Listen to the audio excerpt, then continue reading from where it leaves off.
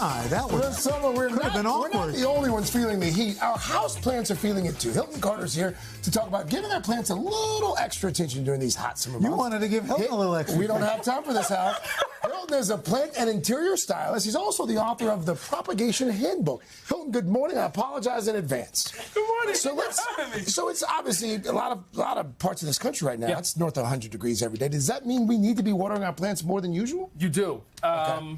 The soil dry out faster. A lot of times you just got to make sure that you're taking the right steps. So moisture meters, there's one right there. You always want to stick that down into your soil. You don't want to make it a schedule. I water my plants every 7 days. Right now, it's all about when the soil is dry, when your roots need water. You want to check it and then water them when you can. So if you want to go ahead and try to water some of these guys, I'm sure they need it because it's so hot outside. Hilton, what about leaves? Like the leaves themselves, do they need to? Some people have misters and things. You can misting is all about creating humidity. Misting is going to give you the best sort of humidity in your home, but it's a nice therapeutic little thing for me. I love seeing the mist. Exactly, it's for my mental. Hey, by the way, a lot of folks head out on vacation in the summer. For sure. When you go out on vacay, do you just water your plants a bunch before you leave, or do you need to have somebody who comes in? You can have someone come in, but I would say if you could, maybe get a little base tray, a little pot, fill it up with water, sit your plant in it, and it'll slowly pull moisture in while you're out. What about the intense sunshine? Like if you don't have a lot of cloud cover, do the leaves like bake in the sun? They do. You can actually see some of that taking shape on this particular leaf there. That's called like sunburn. Exactly. Just like us, if you're exposed to too much sun, you can get sunburn. So you might want to pull your plants away from hot windows or get sheer curtains to block out some of that direct sun, making it more diffused. What about when you want to take the inside plants outside?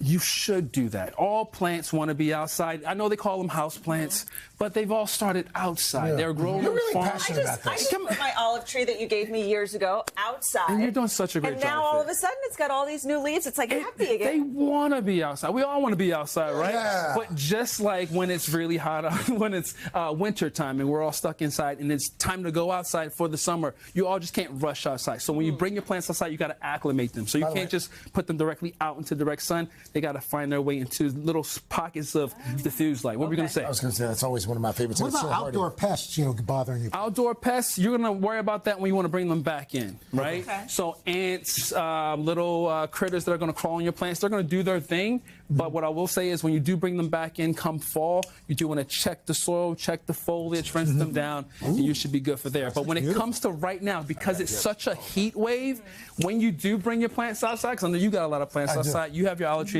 outside, you're going to want to water more. Water more. Water more. Regardless of how much you've been watering your plants inside, when they're outside, they're going to need to be watered more because it's much drier. Can I ask a question? I know we all have our own questions. But wait, I just have a question because you mentioned pests in the plants, right? Yes. I have a strawberry bush. Okay. And if you move the strawberry, like to go grab them, there's all these like little roly-polies in there. Roly-polies are great for plants. Yes. Really? Yes, See? they eat the pests. They are a beneficial bug. So we brought the plants inside, Hilton, and now we've got to do some maintenance. These are plants you have inside, outside. You want to prune your plants if they're dying back. Pruning them helps produce new, healthy growth. Fruit trees or olive trees, it can help branch out and create new olives. You did grow olives on yours. Okay. And when you do take those cuttings, let's say you have a cutting like this, why don't you snip this little guy right there for me? At an angle or no? Yeah, it doesn't matter. Come back below the node. When you prune it back, it's going to produce new growth where that was just cut. And now you can take these and you can propagate them. Now we have these little guys here. Yes. Love the propagation. Look at this little guy. This is for the kids. Cute. This little guy, hold this like this. And you put it in the glass? And you can stick it into the glass and then let's see. Will you come back and do a whole segment on propagation? Of course. Love Tell that. me. Look at that little guy. Hilton, thank you so much. You got it. Also come back when your book comes out in September, too. Yes, sir. Clearly, we have so many other questions for you. Thank you. All right. Hey, thanks for watching. And don't forget, you can catch the Today Show every morning on NBC or take Today when you're on the go. Just follow the Today podcast on Apple Podcasts, Spotify, or wherever you listen.